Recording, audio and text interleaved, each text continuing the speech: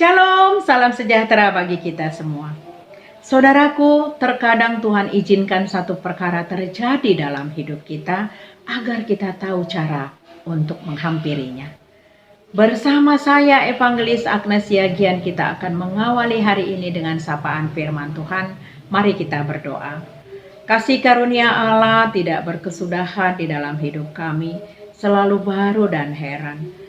Hari ini kami menerima perkenanan Tuhan lewat nafas kehidupan dan kesehatan. Kami percaya semua hanya karena belas kasihan Tuhan. Kami rindu mendengarkan suara Tuhan. Kiranya Roh Kudus menolong kami untuk mengerti, memelihara, dan melakukan firman Tuhan di dalam kehidupan kami. Amin. Firman Tuhan sebagai nats renungan kita pada hari ini diambil dari kitab Efesus pasal 2 ayatnya yang ke-20. Begini firman Tuhan. Yang dibangun di atas dasar para rasul dan para nabi dengan Kristus Yesus sebagai batu penjuru. Demikian firman Tuhan. Saudaraku jemaat yang dikasihi Kristus, 3 tahun lamanya Rasul Paulus melayani di kota Efesus dan dia banyak memenangkan jiwa untuk mengenal dan percaya kepada Yesus, bahkan dibaptis. Mereka menjadi orang-orang yang setia dan hidupnya untuk Tuhan Yesus dan mengabarkan Injil di kota Efesus. Tetapi ketika Rasul Paulus dipenjara di Roma, dia mendengar kabar bahwa telah terjadi pergeseran iman di kota Efesus, di mana orang-orang percaya sudah mengikuti pola hidup orang Efesus yang tidak percaya. Mereka pergi ke kuil Artemis dan mereka menyembah Dewi Artemis, dan mereka juga mengikuti bagaimana tunduk kepada kaisar. Hal inilah yang menyebabkan keprihatinan Paulus dan dia menuliskan surat dengan tujuan untuk mengingatkan kembali orang-orang percaya, untuk menasehati mereka dan menghimbau untuk kembali hidup percaya kepada Yesus Kristus. Paulus juga mendengar bahwa sudah terjadi ketidakharmonisan yang dialami oleh orang-orang Kristen Yahudi dengan orang-orang Kristen non-Yahudi. Orang Kristen Yahudi menganggap bahwa mereka adalah umat pilihan Tuhan, dan mereka masih sangat berpegang pada hukum Taurat. Itulah yang menyebabkan kesenjangan terjadi di kota Efesus kepada orang-orang yang percaya. Paulus mengingatkan kembali kepada mereka bahwa kematian Kristus telah mempersatukan orang percaya. Yesus telah merobohkan tembok pemisah di antara mereka. Hukum Taurat telah dibatalkan demi Yesus Kristus, sehingga kedua belah pihak sama-sama didamaikan di dalam Kristus dan dipersatukan di dalam satu tubuh. Dan mereka juga sudah menjadi anggota keluarga Allah. Rasul Paulus menginginkan supaya jemaat Kristus yang ada di Efesus mengandalkan Yesus dengan lebih baik. Tetapi sayangnya tidak semua orang yang ingin taat kepada Tuhan sebagai batu penjuru. Ada yang menerima Kristus, ada pula yang menolaknya. Yang menolak tentunya orang-orang yang tidak ingin mengalami pimpinan Tuhan Yesus. Tetapi yang menerima, dialah yang menerima mahkota kebenaran. Saudaraku, kita adalah orang-orang yang sangat spesial di mata Tuhan.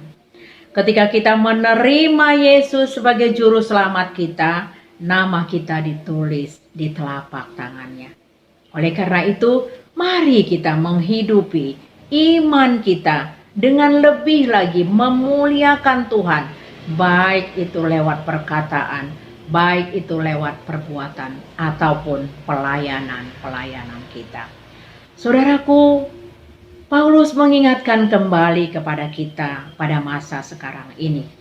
Pelimpahan tugas yang diberikan oleh Yesus kepada murid-muridnya dilimpahkan juga kepada kita pada masa sekarang ini.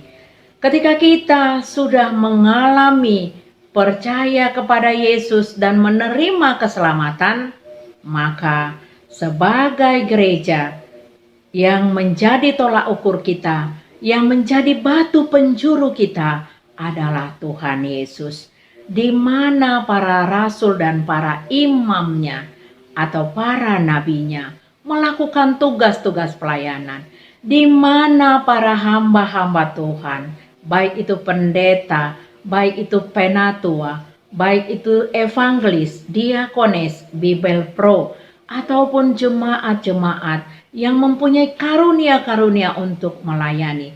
Mereka adalah satu tubuh di dalam Kristus. Kristuslah yang menjadi batu penjuru kita untuk menjadi pelayan-pelayan gereja. Gereja adalah eklesia yang dipanggil keluar.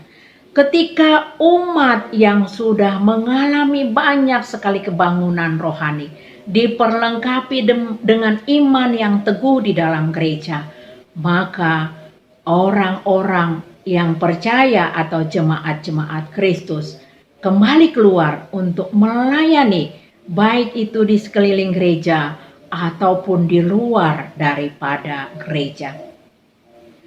Kita harus melanjutkan misi rasuli dengan memberitakan kembali amanat rasuli kepada dunia sekeliling kita. Dan gereja serta kesetiaan dan pemberitaan dan pengajaran yang kita lakukan, pasti kita diberikan roh keberanian oleh Tuhan melalui pimpinan Roh Kudus. Gereja yang mempunyai misi menjadi gereja sending untuk mengabarkan Injil kepada sekelilingnya.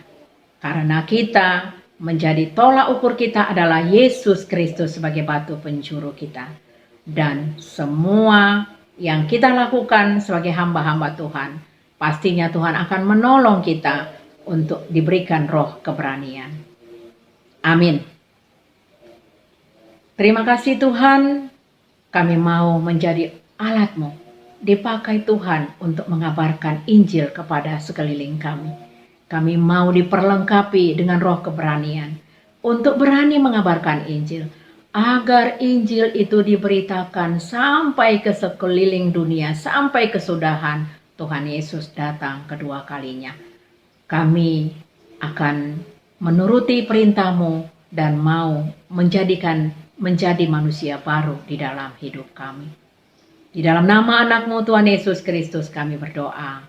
Amin. Kasih karunia dari Allah Tuhan Yesus Kristus, kasih karunia dari Roh Kudus, dan penyertaan Roh Kudus itulah yang menyertai kami hari ini sampai selama-lamanya. Amin. Selamat beraktivitas, Tuhan Yesus memberkati.